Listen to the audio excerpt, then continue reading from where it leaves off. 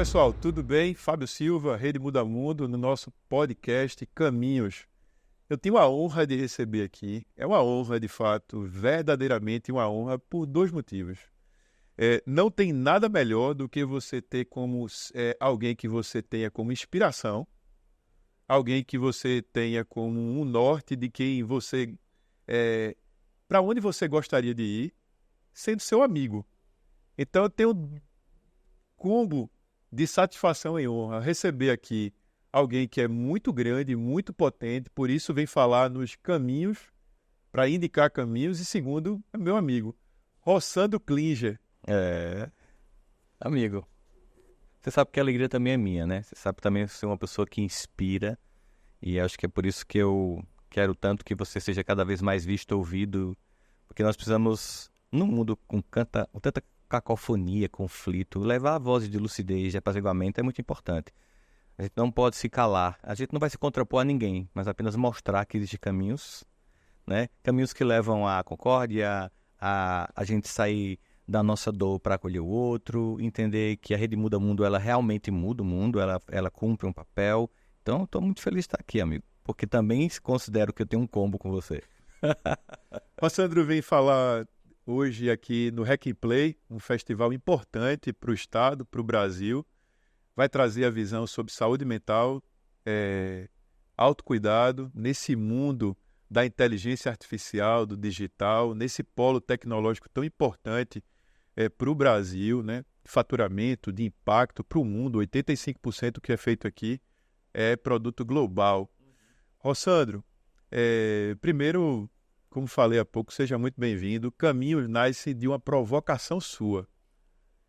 Nos nossos papos, nos nossos cafés, nas nossas conversas, nas nossas madrugadas por aí, um vindo e outro voltando, pegando avião, na mesma linha de fileira, sem combinar, você ficava dizendo, Fábio, Rede Muda Mundo, tem que ter, você tem que ter, temos que colocar isso tudo, mas muito obrigado por esse incentivo, não da inspiração que eu tenho, mas do amigo.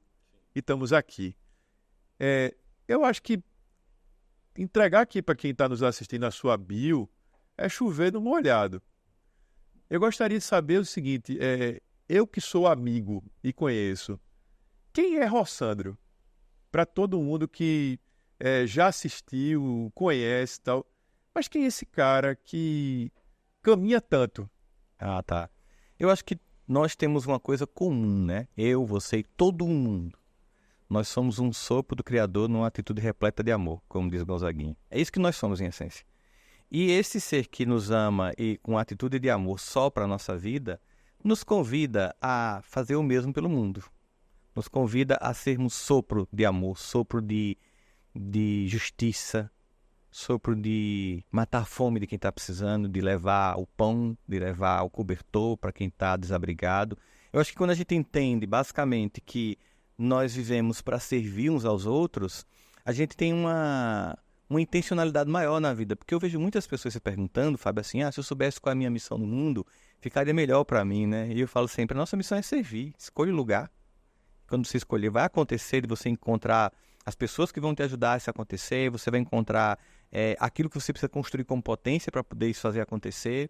Então, assim, quando a gente está nesse lugar, a gente vive mais apaziguado. Então, eu diria que o Rossandro é alguém que tem essa consciência hoje cada vez mais nítida e com mais intencionalidade de que serve a humanidade, no caso como psicólogo, como escritor, enfim, e que faço isso sempre com o desejo de que esses lugares, as pessoas com quem eu entro em contato, possam ser de algum modo tocadas pela minha presença numa convivência em que a gente cresça mutuamente. Eu acho que nós somos fator de cura um para o outro, quando a gente se permite ser medicamento, quando a gente se permite ser ombro amigo, quando a gente se permite acolher, estimular, enfim, a gente está sempre nesse processo de um compromisso do humano com o humano. Ouvir Rossandro é muito bom, você fica naquele misto assim de o que é que eu tenho para falar depois do que ele falou? Você fica meio digerindo. Eu acho que essa é a impressão que todo mundo tem, porque você vai construindo numa linha quase que de fermentação do pão, que vai ganhando, seja numa palestra, como você acaba de voltar da Itália por uma agenda de palestras, seja através do seu livro, que eu acabei de receber 2 aqui de presente, dedicado. Mas eu também quero falar sobre o Rossandro empreendedor. O Rossandro que usa o empreendedorismo para causar impacto, transformação, ganhar escala. Você fundou a Educa 2021. Com o objetivo de desenvolver habilidades socioemocionais em alunos, pais e educadores. Conta pra gente por que ela nasce em 2021, qual é o objetivo dela, qual é a missão e como que está isso tudo. Me atualiza sobre esse empreendedorismo do Rossandro. Tá, você sabe que quando a gente começa a funcionar e a servir, as coisas vão chegando e a gente chega a um ponto, e como você colocou assim, que pensa, como é que eu posso dar escala a isso? Como é que eu posso chegar a mais pessoas? Eu faço muitas palestras para empresas e para a educação de um modo geral. Na educação, estava me incomodando muito profundamente perceber o quanto nós temos um aumento do suicídio infantil juvenil nas escolas, a gente tem tido o aumento do bullying, do cyberbullying, a gente tem aumento de crianças que estão se cortando, famílias perdidas. E eu percebi que nesse movimento em que a escola e a família estão numa relação muito de tensão, que foi uma relação de parceiros, mas é uma relação de tensão, que a gente precisaria resgatar essa relação de parceiros, porque afinal de contas é o projeto mais lindo dos pais, que são os filhos, e da escola, que são os alunos, né? Então, como a gente fazer esse projeto funcionar se a gente está rivalizando?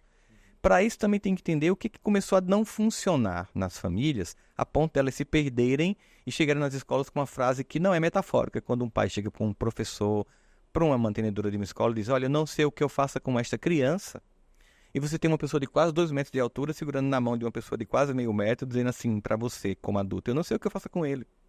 E a pergunta é, então o que eu faço com você?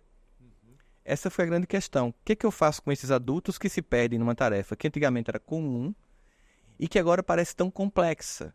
O que faz com que, por exemplo, nossos avós tivessem 10, 15 netos, dava conta, e hoje você tem um filho e fica sem saber o que fazer com eles? Foi quando a gente começou a entender a necessidade de trabalhar nas escolas, talvez até trazendo de volta o que a escola foi no passado. Porque quando você vai para a escola do início da Grécia Antiga, ela não era um lugar apenas de desenvolvimento de habilidades intelectuais.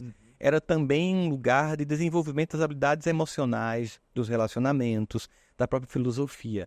Isso se perde ali pelo positivismo cartesiano e tal, e a gente chega na sociedade que a gente está hoje, de uma desconexão completa entre vida emocional e vida intelectual. E a escola hoje vê também que ela é um lugar de desenvolvimento de competências emocionais. É nesse contexto que isso já educa. Então, eu pensei, então, tem pessoas já fazendo um trabalho de educação socioemocional no Brasil, mas o Brasil é um país gigantesco, de 220 milhões de habitantes, e a gente precisa contribuir com isso. Tanto que eu não considero as empresas que trabalham com socioemocional no Brasil como concorrentes da minha empresa. Nós concorremos pela saúde mental. Quanto mais melhor, né? Quanto mais melhor. E é claro, quando você chega no mercado, você procura saber o que já tem, como é que você pode dar sua contribuição diferenciada. E uma das contribuições que a gente percebeu era, não há como cuidar dessas crianças e adolescentes sem cuidar também da família. A gente criou a primeira Netflix de educação parental do mundo. É um aplicativo chamado EducaPlay, em que a gente tem uma jornada inteira ali dentro, fora o material socioemocional para as escolas, uma jornada inteira para a família. Então a gente tem, na verdade, o que a nossa concepção na Educa é que nós somos um pacote de saúde mental para a escola, que inclui educação socioemocional para as crianças e adolescentes, cuidar de quem cuida dos educadores, educação parental para os pais. Então, fechando esses 3 pontos do ecossistema escolar, a gente consegue oferecer estrutura, desenvolvimento dessas competências e da família entender qual é a sua jornada, como é que ela pode se tornar mais assertiva, mais eficaz, porque educar crianças não basta boa intenção. Sim. Tem que ter mais do que boa intenção, tem que ter realmente um conjunto de habilidades que possam tornar que ele... Tem que ter um plano, né? Não dá deixa a vida me levar, minha vida leva eu, é legal para cantar no domingo na feijoada, mas na vida real tem que ter um plano, tem que ter um caminho. Para onde é que eu vou? Porque quando você não tem plano, qualquer caminho é caminho. E tem muitos caminhos que levam à total destruição do ser humano. É quase que enfrentar as consequências de forma preventiva. É isso que o Educa se propõe. Então, exatamente. Você desenvolver competências. A gente começa no infantil, com a coleção PIPAS, desenvolvimento de virtudes, 3 virtudes essenciais, e vai até o ensino médio. O objetivo é desenvolver virtudes e competências de enfrentamento à vida. Por quê? Preventivamente, porque quando a vida chegar com a carga de dor que ela chega, é uma condição inexorável, Porque amanhã pode acontecer tudo, inclusive nada. E como é que eu vou lidar se esse nada aconteceu ou se a dor acontecer? Como é que eu vou lidar se amanhã meu pai chegar e dizer sua mãe está com câncer de mama? Como é que eu vou lidar com isso? Como é que eu vou lidar quando alguém não quiser namorar comigo? Eu vou me cortar? Eu vou querer destruir a pessoa? Como é que eu lido com frustrações, perdas, lutos, enfrentamentos, quedas, erros e acertos? Isso é, de fato, uma construção. Ninguém nasce com resiliência e com essas competências. Elas precisam ser construídas. Digamos que, de algum modo, as famílias faziam isso. Bem ou mal, elas faziam de algum modo. Deixaram de fazer. E agora, nós precisamos recuperar esse lugar de nos encontrarmos como construtores de competências emocionais. Porque para que a escola seja a segunda casa da família, é preciso que a família seja a primeira escola. Como tem ido o Educa, Sandro? Muito bem, a gente ficou muito feliz, porque assim, você sabe que startup, quando a gente abre, demora para a gente lucrar, né? A gente teve um lucro absurdo já no primeiro ano. A gente já chegou em muitas escolas. Eu acho que havia, de certa forma, no mercado, uma credibilidade sobre o trabalho que eu e Jaime, meu sócio, que você também conhece. As pessoas entendiam quando a gente ligava o que estava em jogo, a seriedade do que a gente estava oferecendo. Então, e quando a gente começou, veio a pandemia, e a gente continua ou dá para trás? Eu pensei, não, muito pelo contrário, agora é que a gente vai ter que atuar mesmo, porque vai vir uma carga de dor pós-pandemia, até porque eu já tinha estudado consequências pós-gripe espanhola, o que acontece pós-pandemias no mundo. Sabia que havia um rescaldo de saúde mental debilitada coletivamente muito grande. Era mais importante ainda a gente continuar o projeto. E a gente continuou. A gente começou, inclusive, nas escolas em meio à pandemia, né? Começou virtualmente com as escolas. Já vou te perguntar como é que você cuida de tanta coisa ao mesmo tempo e cuida de si. Porque tem o Instituto Rossandro Klinger. Ele aborda temas como autoconhecimento, autoperdão e autossabotagem. É novo para mim também o Instituto. Quais são os principais desafios que pessoas encontram nesses aspectos e como elas podem começar a superá-los? Conta o que é que o Instituto faz, qual que é a diferença do Instituto para o Educa. Eu acho que eu sei, mas quais são os desafios? O Instituto ele é criado para atender, de modo virtual, a educação socioemocional de adultos. A gente tem quase 30 mil alunos já em 32 países. E a gente trabalha, basicamente, tem várias, digamos assim, formações lá dentro, de um ano, mais ou menos. Algumas são mais curtas, outras de um ano, mas duas, centralmente, são o Aprendendo a se Amar e Parar de se Sabotar, e o Alma Leve, que é o Aprendendo a Perdoar e Perdoar-se. E tem outras jornadas menores dentro, né? O objetivo é justamente pegar pessoas que precisam desenvolver essas competências de auto-amor, de perdão e auto-perdão, e entender que isso é uma jornada. Por exemplo, quem é que discorda do perdão? Todo mundo é consenso que perdão é importante. Qualquer livro sagrado do mundo que você vá ler, o perdão é um convite do sagrado para a nossa vida, em termos de libertação e cura. Mas por que a gente não consegue? Porque não basta vontade, é preciso que entenda que tem um processo, que tem idas e vindas, que tem construções emocionais que são essenciais como anteparos para o poder de perdoar, porque é um poder que a gente tem. Na verdade, quando a gente perdoa, a gente recebe de volta o poder que a gente deu a quem nos magoou. Tomar esse poder de volta para algumas pessoas é ameaçador, porque nada como ter um bode expiatório para quem culpar, né? Então, essa é uma jornada que o Instituto RK faz, é como se fosse educação socioemocional para crianças e adolescentes, Educa. Educação socioemocional para adultos, Instituto RK. Aí tem os livros, tem as palestras, e o objetivo é exatamente esse, né? É desenvolver quais desafios mais comuns. A grande questão para mim, Fábio, foi ao longo da vida, quase 19 anos de atendimento clínico, perceber a quantidade de pessoas incríveis que tem no mundo, capazes, que não se enxergam assim. Pessoas que sabotam as melhores condições porque não acreditam em si, porque não acham que merece, porque se sentem menosprezados, ou porque se sentem que são menor, porque não pertencem, ou porque têm traumas, dores. Tem um leque de coisas que vão gerar um ser humano que não se conhece. Então, basicamente, a minha grande vontade no Instituto é chegar para o indivíduo e mostrar, olha quem de fato você é. Aprenda a se amar profundamente, a se perdoar, porque com essas habilidades, essas competências, nada mais é trava. Às vezes eu comparo pessoas assim, sabe quando você está num carro muito incrível? E você está com um carrão, sei lá, um carro super potente, e você vê uma pessoa passando com um fusquinha e consegue passar de você. Pessoas que chegam para mim e dizem, Sandro, eu tenho tanta competência, eu falo idiomas, eu fiz vários cursos, já morei fora e a vida não flui. Eu vejo fulano, não tem nem 10% que eu tenho e está fluindo. essa pessoa, ela está com um carro sem peso nenhum, ela não se magoa, ela não tem ressentimento, ela não se sente menor, ela não desconfia de si, ela não se sabota, ela não procrastina. Então, ela, mesmo com, digamos assim, um carrinho com menos competência, ela consegue mais resultados que você. Então, a quantidade de pessoas no mundo que têm habilidades, mas não reconhecem, que são capazes, mas não se enxergam assim, e que estão presas à voz do passado, que dizem coisas do tipo, você não vai dar para nada, não vejo futuro para você, me incomoda muito. Porque cada pessoa que se sabota é um ser humano a menos para servir a humanidade e se tornar um instrumento de consolo, de construção, de potência. Então, o objetivo do Instituto RK é levar essas potências para a alma numa aceitação radical de si, que não quer dizer um convite a estacionar em nenhum tipo de inabilidade emocional. Mas tem um grande pensador americano, psicólogo, Carl Rogers, que fundou uma das forças da psicologia, que ele diz assim, o paradoxo da autoaceitação é que somente quando o indivíduo se aceita, ele muda. Porque enquanto eu não me aceito, eu sou meu pior inimigo. Eu fico me acusando, me culpando, me destruindo, me menosprezando. Então, como é que eu vou ter energia para vencer, para conseguir, para realizar, para concretizar? Não vou, porque eu estou lutando contra mim mesmo. Então, é deixar de ser inimigo de si para se tornar um aliado, muda o jogo. Rossandro, você está no podcast da Rede Muda Mundo. A Rede Muda Mundo tem 5 iniciativas, Transforma Brasil, que é uma plataforma de voluntariado que conecta quem quer ajudar com quem precisa de ajuda.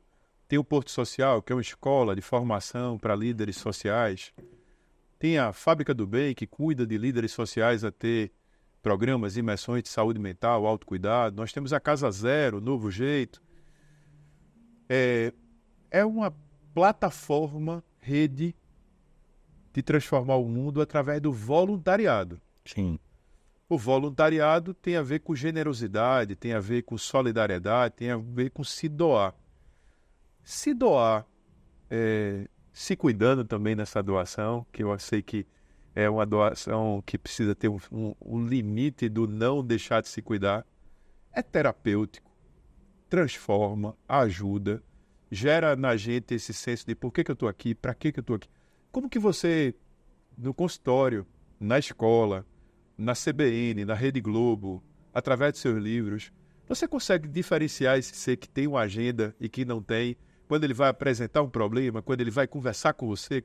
Como que você vê isso tudo?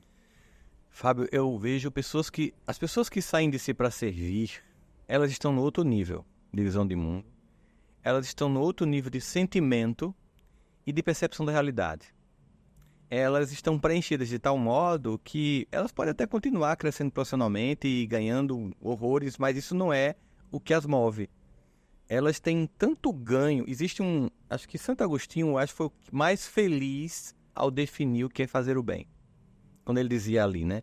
Se o homem soubesse como é bom, seria bom por egoísmo. É tão bom ser bom, é tão preenchedor ser bom, que a gente começa a perceber claramente que o maior salário, né, da vida da gente é tudo que a gente entrega para o mundo. Tem uma música da família Caim que diz assim, tudo que você tem não é seu, tudo que você guardar não lhe pertence, nunca lhe pertencerá, só é seu aquilo que você dá. A única coisa que é nossa é o que a gente dá. Até porque, para nós, eu e você que temos uma visão transcendente da vida, quando isso tudo terminar, o que eu vou levar daqui se não tudo que eu entreguei? Então, quando a gente vê pessoas que têm uma visão social da vida, que se comprometem com um coletivo, a gente vê um outro tipo de equilíbrio. A gente, por exemplo, no Brasil, e é uma coisa que eu acho que precisa ser dita, possa ser que algumas pessoas se choquem, nós temos não a mesma quantidade de pessoas comprometidas com isso como tem em outros países, como nos Estados Unidos e na Europa, por exemplo. Parte dos empresários do Brasil são completamente indiferentes às causas sociais. Tem pessoas que são altamente presentes, fazem de forma absurda e grandiosa. A gente conhece essas pessoas e a gente sente como elas são diferentes. Sim. Tem muitas celebridades no Brasil que são completamente indiferentes às causas sociais. No máximo, tiram uma fotozinha para um evento, mas contribuir, chegar junto. E é interessante porque quando você vai servir, você percebe que você muda. A minha percepção sobre servir é como se eu estivesse na UTI, né? E aí eu estou um pouquinho melhor. E aí eu vou levantar da minha cama para cuidar de Fábio. E quando eu cuido de Fábio, finalmente eu descobri qual é o meu remédio. Então, quando eu cuido do outro, eu descubro que o grande remédio da alma humana é isso. Por quê? Por que é isso? Porque nós somos feitos num gesto de amor por um ser amoroso. Logo, o que nos move tem que ser o amor. Toda vez que eu retenho o amor, eu entro no ressentimento, no ódio, na autossabotagem, no desamor pessoal, no cancelamento, na exclusão. O amor, ele acolhe. O amor pega o samaritano no caminho. Então, quando eu começo a amar, o fluxo dessa lei começa a operar na minha vida. E, ao contrário do que as pessoas pensam, não é uma coisa que eu economize. Porque o amor é um tipo de sentimento que quanto mais eu entrego, mais eu me abasteço dele. O primeiro beneficiado do amor é quem ama. Sim. Sempre. Mesmo que aquele que está sendo amado não perceba que é amor, não receba como amor, ache que é um favor, ou ache que você chegou tarde, ou ache que é pouco, não importa. Você sabe o seu esforço, você sabe a sua entrega. Nem todo mundo que recebe com gratidão. E aí também não posso estar... Eu estava, inclusive, em Assis, né, esse sábado, e fui falar um pouquinho sobre isso. E eu disse assim, nós não podemos encarar as ações sociais como a nossa cura emocional. Elas até nos curam, mas eu preciso estar curado para agir melhor. Porque se eu vier com minhas carências, quando alguém que eu vou ajudar, não, muito obrigado, Deus lhe pague, olha, você mudou minha vida, e a pessoa olhar com hostilidade ou nem quiser, vai me afetar, porque eu dou com a minha criança emocional ainda ferida. Mas certamente o processo de ajudar as pessoas, ele tem um impacto curativo. Isso não é o que eu penso, né, Fábio? Hoje a gente tem pesquisas muito sérias que mostram, por exemplo, pessoas em escaneamento de imagem neurológica, vendo o bem sendo feito, já tem um incremento de endorfinas no organismo. Só de ver. Imagine fazer. Né? Imagine, eu usei a metáfora do eis que vou à tua porta e bato. Existe nessa analogia de Jesus algumas coisas. Porque às vezes assim, você está na sua casa num domingo, com a sua família, super confortável, se estiver muito quente, com o ar-condicionado ligado, vendo uma minissérie, com a despensa toda abastecida, e começa a cair uma tempestade em Recife, e o que é que acontece na tua porta? Você tem que sair da sua zona de conforto. E tem gente que tem que sair da dor. Tem gente que sai da dor para servir e tem gente que sai do conforto para servir. Mas uma coisa é, o bem está sempre dizendo, eu estou batendo a tua porta para que você abra ela para acolher outras pessoas. E quando a gente faz isso, a gente sente como a vida muda o brilho. Uma outra coisa que eu acho incrível nesse trabalho é o seguinte, é que a gente encontra pessoas assim, né? Sim. Cara, isso é Mesa, né? maravilhoso. A gente encontrar um monte de gente que acorda pensando em transformar a vida do outro numa vida melhor. Essas pessoas, estar juntos delas já é uma coisa curativa. Sim. Já é uma coisa que gera esperança. No mundo em que as pessoas estão se dividindo, se odiando, encontrar as pessoas que querem fazer a diferença, isso por si só já é um prêmio da vida, né? Então, como a gente está aqui, mutuamente se alimentando nesse amor que a gente tem um pelo outro e pelo mundo, encontrarmos-nos é um evento. Mesmo que seja no avião, no aeroporto, e a gente vai, se abraça e dá um beijo no outro, assim, é uma coisa, tipo assim, encontrei alguém que, como eu, vive para servir, né? É encontrar o nosso clã, isso é muito legal. Rossandro, eu quero novamente te agradecer por vir até Recife, por disponibilizar seu tempo, sua agenda, por toda a nossa amizade, É bom demais ter você como amigo. Amigo mesmo, aquele que manda o WhatsApp, que liga e que diz assim, eu tô precisando, tamo junto, tal.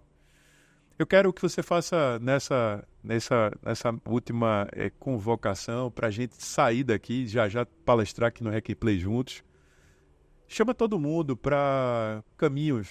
Como que quem está nos assistindo nesse momento, que de alguma forma já está no meio disso tudo, mas está pensando em parar, está fadigado, está cansado. O que é que essas pessoas podem fazer para restartar e recomeçar? Mas também, quem vai ser alcançado pelo caminho, como é que a gente faz para fazer uma pátria, não de polarização, mas uma pátria de voluntários, de gente engajada, com propósito, senso de missão, encontrando sua causa, trazendo seus filhos, sua família, sua empresa, sua igreja, sua instituição religiosa, sua faculdade, sua cidade. Chama todo mundo.